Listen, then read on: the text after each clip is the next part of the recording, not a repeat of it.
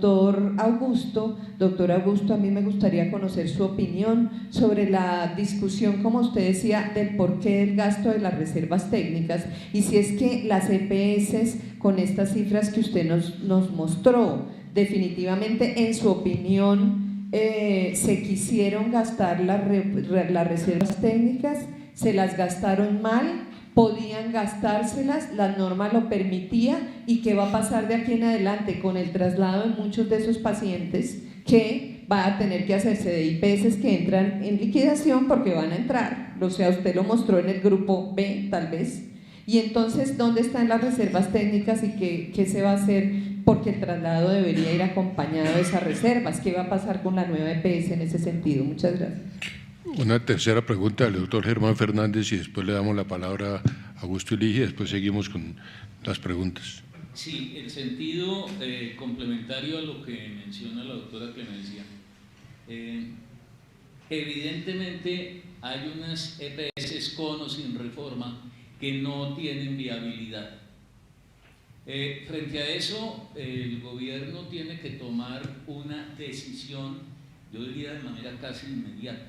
Las interviene, las liquida, ¿y qué va a pasar con esos decenas de millones de pacientes? ¿A dónde van a pasar? La ilusión era que las iban a pasar a la nueva EPS, pero también la precariedad financiera de la nueva EPS no se puede olvidar en este momento. En fin, estamos en una crisis y las 10 EPS que nos presenta el doctor Acosta como medianamente viables, yo eso lo pondría también con comillas, porque apenas les trasladen pacientes sin las correspondientes reservas técnicas, inmediatamente entra toda la falencia que corresponde a la situación de solvencia y demás. Entonces, estamos abocados a unas aseguradoras que no tienen capacidad de aseguramiento. Y no nos olvidemos que uno de los principales efectos positivos en la construcción del sistema capitalista a través de los años ha sido el sistema de aseguramiento, los seguros tanto en lo privado como en lo público, porque aquí estamos hablando de un seguro social obligatorio que corresponde a salud y a riesgos laborales. Yo veo la precariedad de las EPS, mucha inducida por los malos registros contables que se han producido a través de muchos años.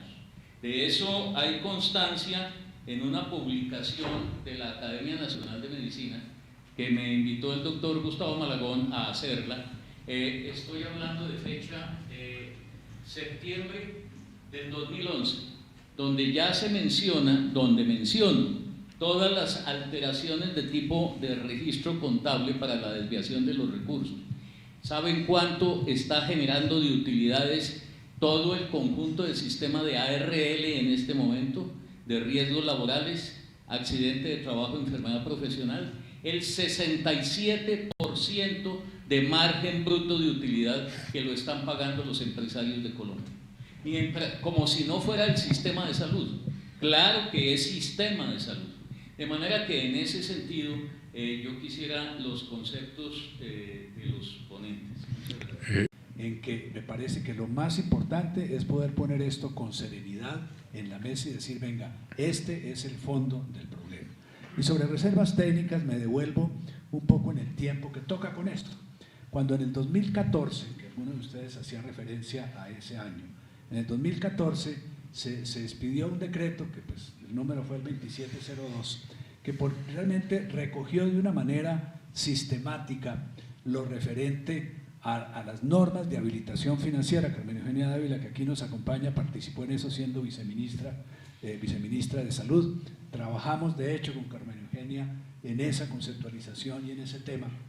Y la verdad yo creo que desde el punto de vista de la lógica de las normas y el alcance de las normas, se hizo lo que se tenía que hacer. Ahora, ¿qué pasó? Y esta es la reflexión que me parece más de fondo. Que cuando el equipo técnico del ministerio y el resto de personas que directa o indirectamente estaban dando opiniones y participando con el ministerio, se sentaron a mirar cuál era la situación de cumplimiento en ese año, en el 2014, de las EPS en los dos parámetros básicos. Entiéndase, uno, la liquidez, bueno, primero, la constitución de reservas técnicas, porque hasta ese momento las EPS del régimen subsidiado no tenían obligación de constituir reservas técnicas. Ojo, es que aquí nosotros venimos también de un tema en donde decimos haber tenido un sistema de aseguramiento, pero realmente nunca lo hemos asimilado ni puesto a funcionar de verdad como un sistema de aseguramiento. El hecho de tener la mitad de los afiliados en un régimen subsidiado con unas aseguradoras, entre comillas, que hasta el 2014 no tenían la obligación ni siquiera de contabilizar el pasivo correspondiente a la reserva técnica, pues realmente ese fue un error histórico, digámoslo así, desde que se hizo la Ley 100. Porque obviamente ahí, pues un grupo de EPS que no tenían que constituir ninguna reserva, sencillamente era como si fuera una contabilidad de caja. Me alcanzó la plata para pagar lo que me radicaron, pagué. No me alcanzó, no pagué. Eso obviamente no es técnico y no es así como tiene que funcionar un modelo. Entonces ellos, para comenzar, pues tenían que comenzar por constituir la reserva técnica, y segundo, tenían que comenzar por ver entonces cuánta plata tenían para poder aportar o representar la liquidez de las reservas técnicas, que son dos cosas distintas. Una cosa es constituir la reserva, el valor de la reserva, y otra cosa es decir, aquí tengo la plata para responder cuando a mí me lleguen las cuentas por pagar. Una es la reserva técnica como tal, la otra es la liquidez. Y la pregunta es, ¿qué pasa con la liquidez? ¿Qué se hizo? ¿No es verdad? Primero, es que en muchos casos nunca estuvo, para comenzar, porque cuando nacimos obviamente las EPS del subsidiado pues no tenían, porque ni siquiera tenían reservas técnicas. Y segundo, en las del contributivo, cuando ya se dijo, así tienen que ser las reservas técnicas y tienen que cumplir con el 100% y tienen que invertir en tales portafolios, pues lo que se vio es que no existían esos recursos en varias de ellas. En unas muy pocas sí los había, pero en otras no. Y entonces, ¿qué se hizo? Dijimos, perfecto, entonces vamos a dar 7 años de plazo. Este fue un tema regulatorio aprobado así. Se dijo, vamos a dar 7 años de plazo para que las EPS en tramos progresivos vayan adaptándose y vayan poniendo. El año 1 tiene que poner el 10%, el año 2 el 10%, etc. Y el otro parámetro, que es el central para este, pues otro central, es el patrimonio adecuado, lo que se conoce más técnicamente como el capital de solvencia de una compañía de seguros.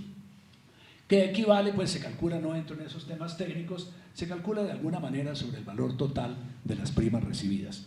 Ninguna de las EPS o una gran mayoría de las EPS, ni del régimen contributivo ni del régimen subsidiado, cumplían con ese requisito. Y se dieron entonces los 7 años y comenzamos a avanzar. A los 2 años siguientes, en esa época, estaban además vivos completamente en su mejor época los recobros.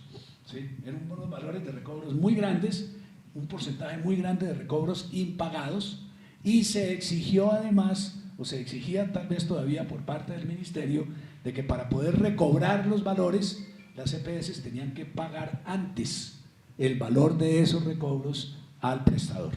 Y eso obviamente a lo que obligó fue a que esa liquidez que venía de la UPC tuviera que destinarse entonces a pagar esos recobros primero, para luego convertirlos en una cuenta por cobrar al ministerio.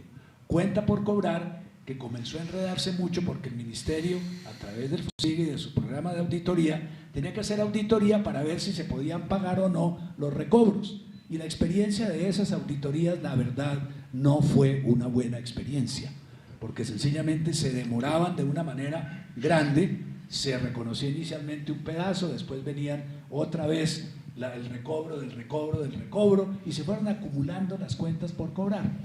Conclusión de todo esto, pues esto tiene mucha historia, no quiero ser lo más sucinto posible para no aburrirlos y para llegar al fondo de lo que me interesa mostrar, o pues compartir con ustedes.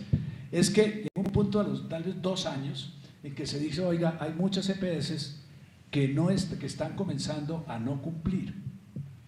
En ese momento, digamos, visto hoy a posteriori, uno dice, oiga, en ese momento tendríamos que haber parado, que sería un poco también mi invitación a que hagamos hoy, paremos, ¿sí? Y preguntémonos por qué no están cumpliendo las EPS. en el año, digamos, 2016 tal vez. En vez de tomar ese pare, y fue un error de todos, yo tengo que aceptar que participaba en ese momento mucho más activamente de lo que estoy haciendo hoy, en interlocución con el ministerio, con la superintendencia, con las EPS, con los gremios, y entonces en vez de eso le dijimos, no, venga a ver, más bien demos 3 años más. Y entonces se dio la posibilidad de que si algunas EPS cumplían con haber cumplido a su vez con los primeros aportes de capital para liquidez y para patrimonio adecuado, entonces podían tener ya no 7, sino 10 años más. Es decir, que comenzamos a, de alguna manera, cubrir los faltantes reales de caja, de liquidez, ¿sí? Por eso, realmente es inexacto decir que es que las EPS se gastaron la liquidez de las reservas técnicas. No, es que nunca se pudieron ir constituyendo porque no había los recursos. No es que hubiera estado la plata y entonces yo cogí y me la gasté en viajes a París. No, eso no fue así. Las EPS realmente nunca se pudieron realmente constituir, no pudieron poner la plata porque nunca existió. Y entonces en vez de decir, venga, paramos y nos ponemos de acuerdo en cómo hacemos para financiar esto bien, para reconocer cuánto vale el no pos, que era como se llamaba en ese momento, y tener con qué pagarlo, de acuerdo con la Constitución, entonces decidimos dar más plazo.